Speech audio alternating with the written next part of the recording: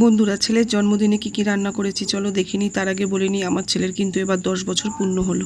আর সকালে তো তোমরা দেখেছো যে ছেলে চলে গেছে স্কুলে, আর ওর জন্মদিনটা যেহেতু মঙ্গলবার ছিল তাই কিন্তু আমি সবকিছু নিরামিষই রান্না করেছি। তো চলো দেখি নিরামিষ মেনুতে কি আছে।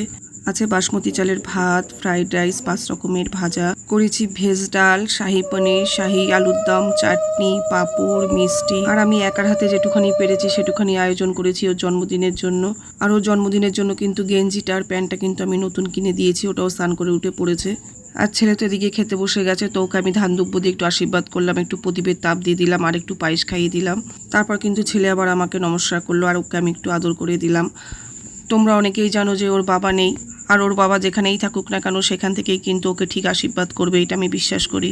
আর এদিকে তো ছেলেকে আমি ঘি দিতে ভুলে গেছিলাম, তারপর কিন্তু আবার সেই ঘিটা দিলাম। আর এদিকে কিন্তু আমি ছেলেকে বললাম যে যা যা রান্না করেছি সব কিন্তু একসাথে অল্প অল্প করে মাখ মেখে গন্ধ শুকে 5 বার ফেলে দে। আর ও কিন্তু আমার কথা মতন তাই করলো, আর আমাকে বলছে মা সব কটা রান্না কিন্তু খুব ভালো হয়েছে। আর লাস্টে তো মিষ্টিটা খেতেই পারছে না, তো আমি বললাম একটু মিষ্টি খেতে হয়, তারপর কিন্তু মিষ্টি খেলো। আর ও একা কিন্তু সব খাবারগুলো খায়নি, ও দিদির সাথে ভাগ করেই খেয়েছে, কেননা এত খাবার ওর পক্ষে খাওয়া সম্ভব ছিল না।